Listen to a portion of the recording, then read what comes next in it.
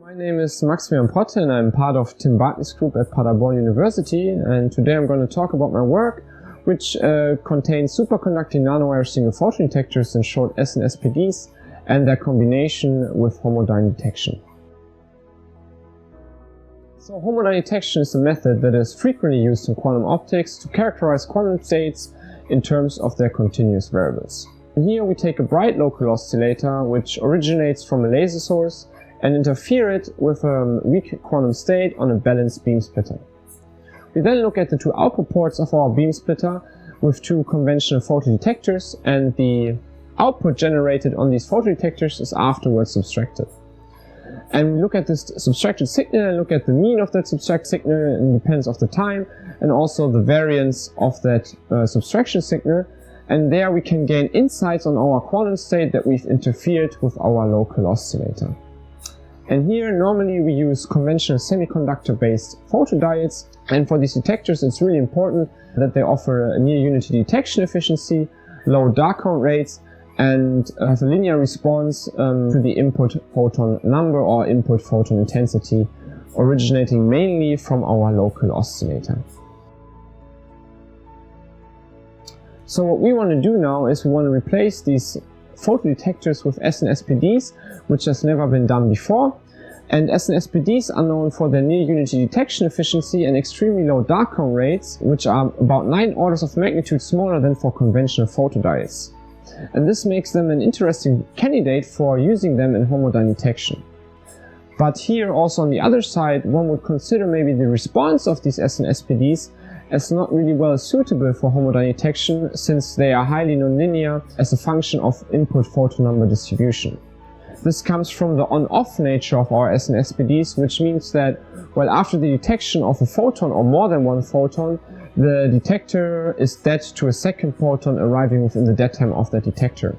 And we do not have intrinsic photon number resolution with these SNSPDs. And nevertheless, when we consider now continuous wave signals, where we've attenuated the local oscillator intensity in terms of its photon flux to a level where the probability of having more than one photon within the dead time of our SNSPD is small, there might be a regime where we consider the response of our SNSPDs, or the count rate measured on our SNSPDs, as linear proportional to the input photon flux originating from our local oscillator.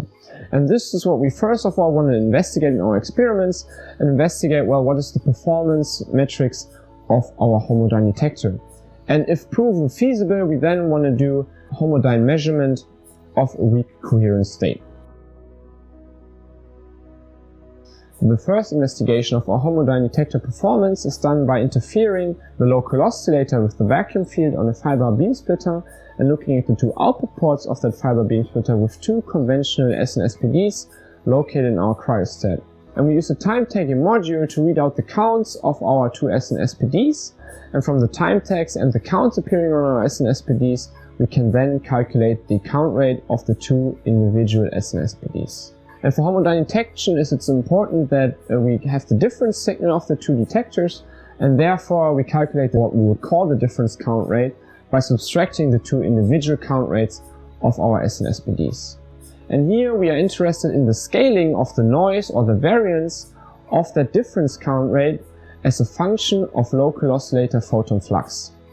Meaning that we need to be able to vary through the local oscillator intensity in terms of the photon flux, and therefore we use variable optical attenuators to scan through the local oscillator intensity in terms of its photon flux.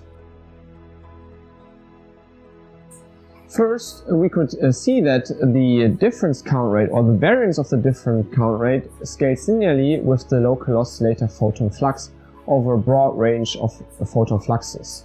And this range goes from approximately 18 photons per second up to 730,000 photons per second, where the lower boundary of 18 photons per second is given by the dark count rate of our SNSPDs, and the upper boundary is given by increasing probability of having more than one photon within the dead time of our SNSPD.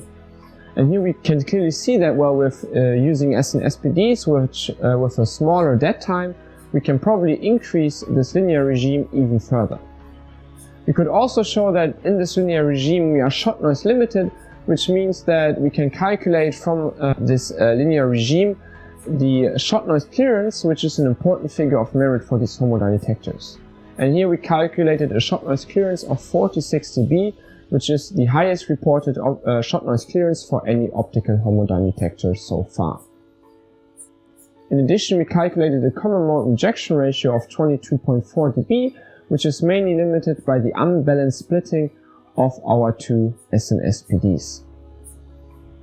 After the performance investigation of our homodyne detector, we wanted to use it for a homodyne measurement, and here we used weak coherent state to interfere with a local oscillator on our fiber balanced beam splitter. For the homodyne measurement, we keep the local oscillator at a fixed photon flux, and the weak coherent state has a photon flux of around 4,300 photons per second, which makes it about 100 times weaker than our strong local oscillator.